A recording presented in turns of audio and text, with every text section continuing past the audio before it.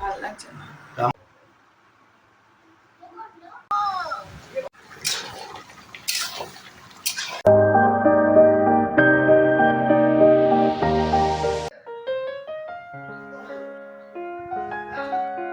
জামাই আমি হিট, সবার সাথে ফিট, বলবে সবাই ছকবাজিতে জামাই 420। হয়েছে হয়েছে, জামাই ষষ্ঠী তো ওভার। ওভার কি বলছো? এবছরের জামাই ষষ্ঠীর সেলিব্রেশন যে কি জমেছিল।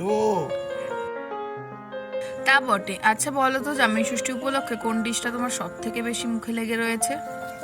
কোনটা ছেড়ে কোনটা বলবো, 3 দিন ধরে যা খাওয়া হলো, ইলিশ, চিংড়ি, মটন, চিকেন, কাতলা, পাবদা, কিছুই তো বাদ যায়নি। হ্যাঁ, আর সেই জন্যেই আগামী 1 মাস ডায়েট চলবে।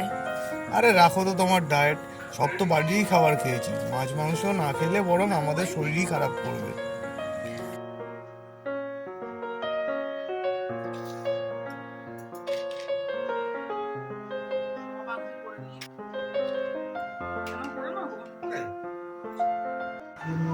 করবো?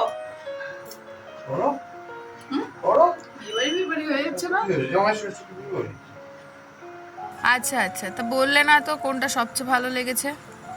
ওই তো সমস্যা, জামাই ষষ্ঠীর আগের দিনের ভোজ, ষষ্ঠীর দিনের আয়োজন, না পরের দিনের গ্র্যান্ড ফিশ, একটা বেছে নেওয়া আমার দ্বারা সম্ভব না। সেটাও ঠিক। ষষ্ঠীর দিন এমনিতেই খাওয়া দাওয়ার ওভারলোড। তোমার বাড়িতে ব্রেকফাস্ট খেয়ে হজম করতে না করতেই আমার বাড়িতে গিয়ে আবার ষষ্ঠী পুজোর শেষে ব্রেকফাস্ট।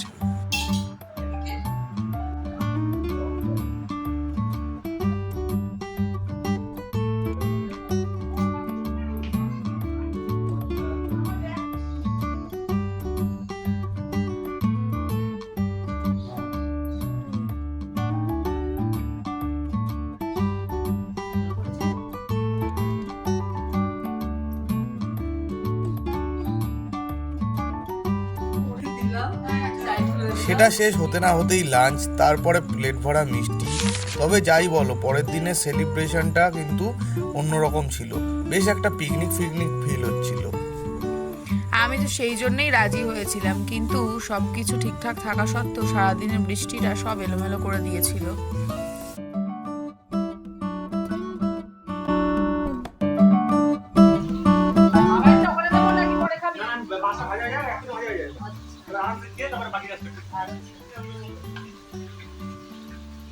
বৃত্তি আসবে।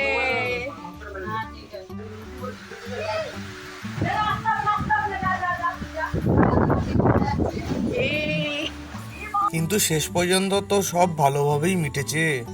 হ্যাঁ, আর খাবারগুলোও কিন্তু দারুণ হয়েছিল, কি বলো? বিশেষ করে মাটনটা। আর বৃষ্টির পরের আবহাওয়াটা ছিল একেবারে বোনাস। নেক্সট ইয়ার কি ভাবছি জানো?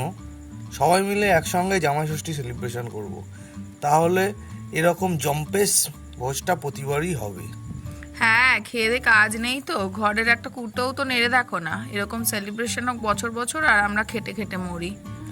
ধুর, আমার কোনো কথাই তোমার পোষায় না। আর যাও না জামাই ষষ্ঠীতে, যাও তো।